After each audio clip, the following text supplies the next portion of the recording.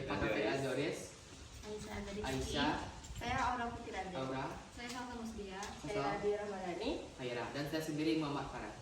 Di sini kami akan mewawancarai salah satu pengurus yang ada di makam Wai Ilmu Pulang Malawi. Wabarakatuh.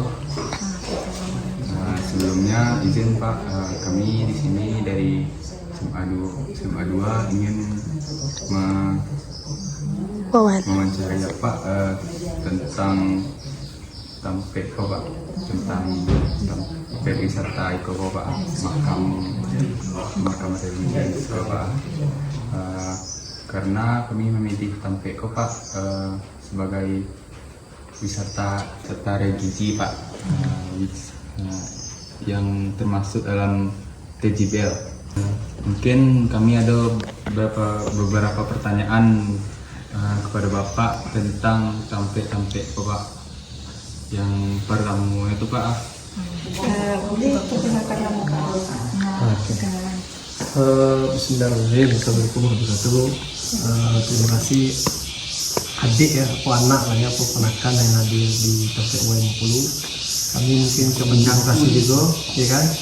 Jauh-jauh dari Wali Panjang hadir Jiko untuk, kalau bahasa kami itu ziarah gitu, Tampek W gitu kan. Nah sebelumnya perkenalkan, nama Dedi Sagita, ya kan? Awak bukan dalam arti keluarga besar, ya, keluarga besar dari kaum Datuk Nabi Muhammad dan juga cicit atau dari UY50. Mungkin banyak bu itu pun cicit ya, lah banyak, mungkin ada 10 atau 12 generasi. Di Siko mungkin bisa jelaskan seketek kan. Y50 kok kalau bicara keluarganya di kaumnya, kalau di Minangkabau kan ada kaum, ada datuk kan gitu. Datuk di awakku kaumnya Datuk Nabi Hitam. Jadi Y50 kok keluarga besar ya, kaum Datuk Nabi Hitam. Nah di tahun abad ke-8 atau di situ ada kita bisa lihat, kita lihat kan itu kan ada tuh meninggalnya Y itu, kalau sih panggilannya Y ya, kakek kalau bahasa Indonesia gitu kan, kalau bahasa orang lain itu nyik gitu kan. Kalau di kampung di Merano Y. Nah, itu sekitar 1349, berarti 80 tahun tuh kalau dari sini.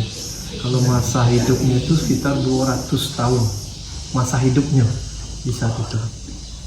Nah lokasi Tampeko alamatnya Jorong 2 Kota Malalo ya, Jorong 2 Kota Malalo, Guguk Malalo, Kecamatan Batiko Selatan. Nah kalau kawan-kawan misalnya dari Padang Panjang jadi kan putar ke kiri kan, Cimangpayo masuk pasar Aiko. Aiko lah tempat way makamnya ya kan. Nah Y50 ko dulunya sebelum Y ko ada Y masjid. Nah Aiko mamak dari Y50 yang 200. Itu 200 tahun dulu yang masjid. Iya. 293 hanya yang pertama kali di makam itu. Tapi dari awal sampai itu ada. Iya, dari awal dulu pertama kali. Kalau bisa sejarah itu yang bawa Islam itu di Malalu khususnya oleh masjid lah. Sebelum agama Islam masuk ke Bogoto khusus Malalu. Kemudian Y50 kan meninggal dunia kan, dikuburkan di Siko. Semenjak Y50 itulah dikuburkan di Siko sampai kini. Nah kan gitu kan, dikenal di media sosial itu kan, masyarakat di situ. Sampai yang dikuburkan Siko, mamak jo ponakan.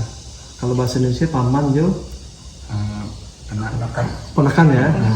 Mamak yang paling tua, ponakan dari Y50 kan, itu ada Y gepuk itu kita bisa tengok. Kemudian Y lukis langit.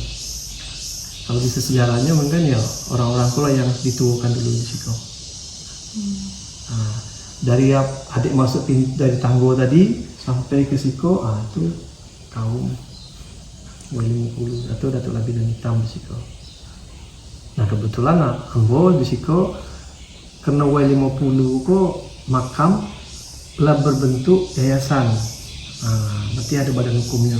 Nah situ ada struktur organisasinya kan, kebetulan situ ketuanya langsung Datuk Labinan Hitam, mamak dari kami juga. Sampai pengurusannya gitu. Itu yang bisa untuk pembuka dulu. Sejarahnya mulai itu. Baik, di sini kami ingin memberi beberapa pertanyaan kepada Bapak sebagai salah satu pengurus di sini. Pertanyaan pertama ini, sejak kapan makam ini berdiri? Kalau berdiri sejak kapannya kan sejak Uwai Masjid itulah dikuburkan di situ. Kalau bicara abad mungkin abad ke 18 ya, 18 mungkin 13 berapa dulu gitu kan. Kalau bicara itu mungkin beberapa tahun yang lalu, 1000 tahun yang lalu. Nah kalau dulu belum bangunan Bliko dulu. Berarti itu Masih tanah. Kalau bahasa Wak itu masih parak. Hutan kalau bahasa Indonesia gitu kan. Berarti bangunannya itu baru, Pak? Bangunan itu paling enggak 10 tahun belakang ya. Lebih kurang 10 tahun belakang. Jadi hampir 20 tahun lah ya. Jadi kalau bangunan Niko, jadi kalau dulu kalau tahun-tahun sisuk itu mungkin masih Masehi lah ya. Jadi dikuburkan, diparak. Parak itu lah ibaratnya parak kaum tadi. Di Mawak, kaum Mawak misalnya, kaum, ibu di kaum. Kalau di Kawak di Malaloko khususnya itu, misalnya kaum Nyur, berarti di paraknya di Ma. Kalau di kota kan ada pemakaman umum kan gitu kan, atau di tempat-tempat yang di itu. Kalau di Minangkabau kan pandang pekuburan. Pandang kuburan lebih lengkapnya. Nah itu. Jadi dalammu kalau sehingga sampai kalau ada. Lalu makam siapa saja yang ada di sini? Awak tegak lah. Relax santai aja. Pertama kali lah Uwai Masjid. Uwai Masjid itu namanya Maksum Pekih Sultan. Yang pertama kali yang dikuburkan di kalau di komplek lah ya, kalau bahasa Indonesia kan gitu, di makam 50. Dia paling tua. Uwai yang paling tua. Ini yang pertama dikuburkan. Iya di Siko. Yang sempat berburu Syekh Ibrahim. Sejarahnya begitu kan, guru yang untuk agama. Meninggal Uwai itu, ya kan?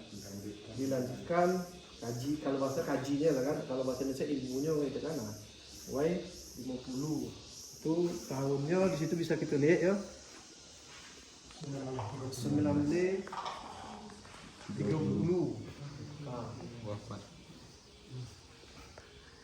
Itu nama Uwai. Fotonya tuh. Dulu tuh apa cerita? Kau kan ada foto kok. Dulu zaman sisu kan ada foto kan? Dulu zaman sisu ada foto. Siko. Ketika Uwai kau nak ada fotonya sejarah ketek. Uwai kau dulu ditahan ya Pak Yum? Apa namanya? Dikejar Belanda kalau bahasa orang awal kan? Panglima perang. Uwai kan dapat penghargaan emas kan? Bintang emas dari Belanda dulunya sebagai pahlawan lah kalau bahasa Indonesia gitu kan. Nah disitulah dia dapat dipoto ke orang Belanda saat itu. Makanya mata picit nah. Tak jumpa sama mama, sama picit juga matanya. Jadi kalau cicit itu pasti picit matanya. Nenek kan nenek. Kan gitu. Itu yang nggak kedang tua. Jadi foto itu kebetulan ada saat itu kita simpan pas dibutuhkan ya gitu. Apa istilahnya ini repro kalau pembuatan foto baru itu? Repro. Kemudian Uwai belum gapu ponakan dari Uwai 50. Aku umurnya 120 tahun. Jadi rata-rata yang tinggal di situ ada 100 masa hidupnya. Itu fotonya. Baru dulu sebelum kami ada, masih kata-kata atau belum ada, Uwai Slamet itulah yang sering membuka pintu atau mengasih tahu kalau bahasa kini itu kalau orang damping orang tuh namanya guide. Kalau bahasa Indonesia gitu ya, tour guide-nya kan atau juru kuncinya. Itu Uwai Slamet dulunya. Uwai Slamet kalau dulu meninggalnya mungkin nenek Besobo. Mak Yung Besobo karena meninggalnya tahun 98 Patang. Tahun 98 Patang. Jadi orang-orang kola yang dikata kami itu ya orang-orang yang punya sejarah dalam arti tentang ilmu agama orang-orang Kelai. Khusus di Malalo, Dokoto, orang Kelai yang dipandut orang Siak kalau bahasa di situ. Nah, meninggal. Nah, setelah itu tidak ada yang ngurus secara tampek di situ. Nah, baru kembali di kita keluarga Mak Buyung gitu secara pengurusan Y50 di situ. Nah, itu orang-orang tinggal di situ. Bukan tinggal ya, yang dimakamkan di situ. Kalau itu kan Y yang dalam arti yang orang-orang dikatakan orang Siak dikuburkan di situ. Ulama-ulama Dokoto tuh di luar ada juga ulama orang Malalo saudara. Pengurusan deko bisa dibagi dokumentasi. Susunan pengurusan.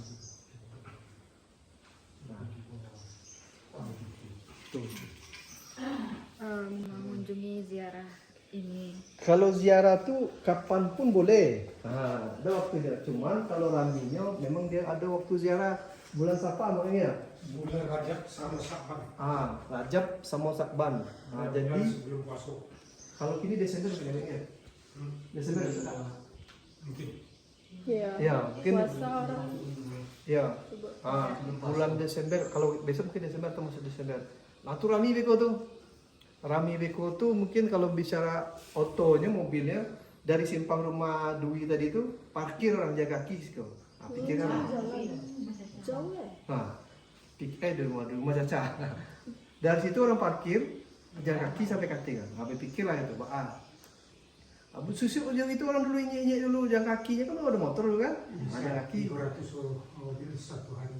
Bisa 300 mobil.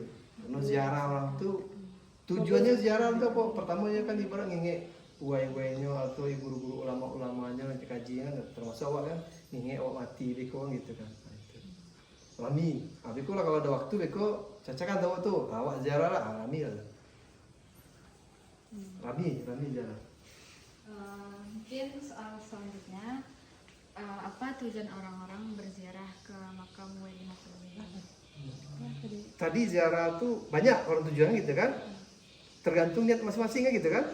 Pertama tadi kan ibaratnya mengenang masa hidup dan masa mati, kemudian mengingat ada mati leluhur atau guru-gurunya, karena yang datang tuh pasti ada turun menurun, aku guru hamba dulu, aku guru hamba, jadi di situ mengenang jasa kalau pahlawan kan gitu kan, jadi di situ banyak tujuannya. Kalau bicara niatnya banyak niat orang tuh di situ, ya kan. Kalau kita bicara contoh adik-adik ini, ada niatnya pastinya ke situ. Maksudnya bukan kita katakan yang lain. Itu pula itunya. Namanya sugestinya kalau bahasa sampainya sih kan ini sendiri kan betul-betul sampai juga sehat ya.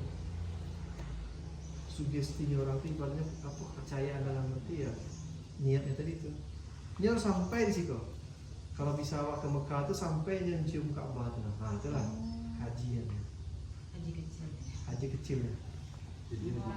Enggak, masalah salah contoh gitu kan.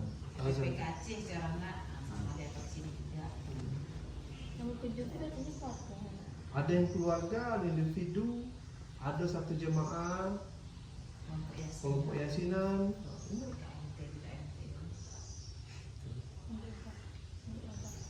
Itu ada tak kerugian bagi masyarakat kok dari pengunjung yang berziarah ke Siko?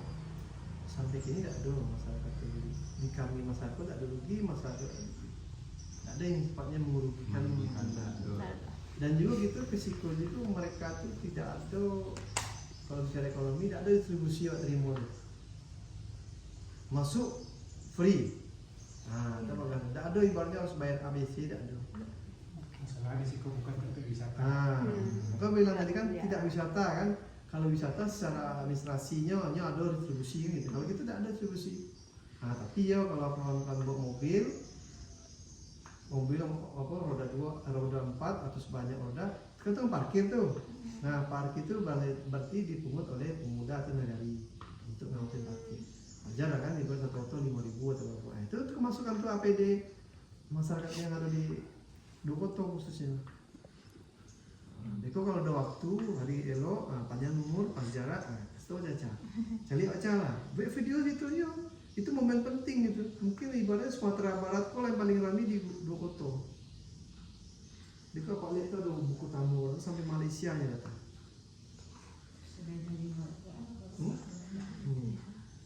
Jauh Malaysia. Ke pertanyaan terakhir Pak. Terakhir ya. Ya, Pak. Terakhir dari apa? Bagaimana proses yang dilakukan orang-orang itu waktu berziarah ke Siko, Pak? Kalau prosesnya cara itu, ya kan botol tadi kan dari bawah sampai, ya kan di bawah itu ada parkir, ini ada kaki, kate. Kalau teloknya pakai ojek 5.000 yang kate, sampai depan pintu mana. Oh, jadi ada ojek di bawah. Iya, mempermudah itu deh. Ada ojek gitu tuh. Tapi yang pas rame ada ojek kan gitu kan, sampai ke Siko. Yang ojek itu masih nyanyi yang nggak bisa jalan, tapi ojek gitu. Dan sampai Sikonya biasanya nyobok apa imam atau ketua ikonnya, ustadznya, nya ngaji atau yasin atau baca salawat, Siko kan gitu kan. Udah itunya balik, itu cuma nggak ada yang sifatnya yang apa. Kalau pas jemaahnya sholat Siko jemaah, ada memangnya ada satu kaum tuh memang sore datang maghribnya, namanya berzikir namanya ya, berzikir sampai malam penuh. Itu kan tuh duduk. Oh, di sana berzikir. Iya, Siko karena penuh Siko situ. Sampai di jalan-jalan tuh. Ya kan? Nah, sampai musola kan musola tuh air. Lengkap Siko. Jadi orang enggak pikir masalahnya ke apa? Nya air lengkap Siko saja. Kamar mandi ada sudah. Ya kan musola ada situ. Sampai malam welcome.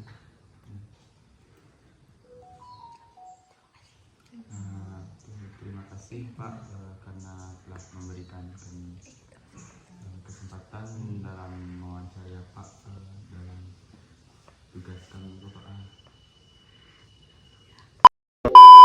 Halo guys, jadi kita udah selesai. Jadi Ya. kesimpulan yang kita ambil, kita mengunjungi tempat ini makam UAI50 karena makam UAI50 itu termasuk lokal wisdom dan keunikannya tuh kayak dikunjungi sebelum puasa Ramadan. Kayak kalau tahun ini kayak kata bapak tuh di bulan Desember. Jadi begitu. Jadi kami itu termasuk tangible karena dia ada tempatnya, ada benda yang nampaknya. Jadi ada teman-teman makamnya. jangan lupa kunjungin di situ adem. Ya, Onge. Adem, dalamnya adem ya. Iya begitu teman-teman. Bapaknya juga ramah-ramah. Ya ramah banget. Nggak mau dikasih dong. Udah. Ya dadah. Bye bye, thank you so much. See you next trip. Bye. Bye. Halo guys. Merawat tuh lama sekali. Rasa kacang pukul. Rasa kacang.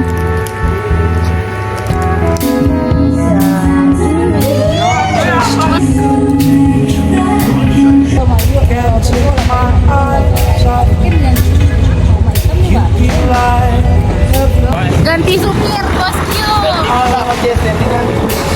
Gantikan tuh Pak.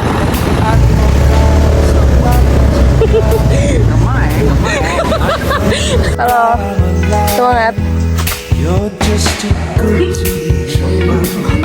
Onge.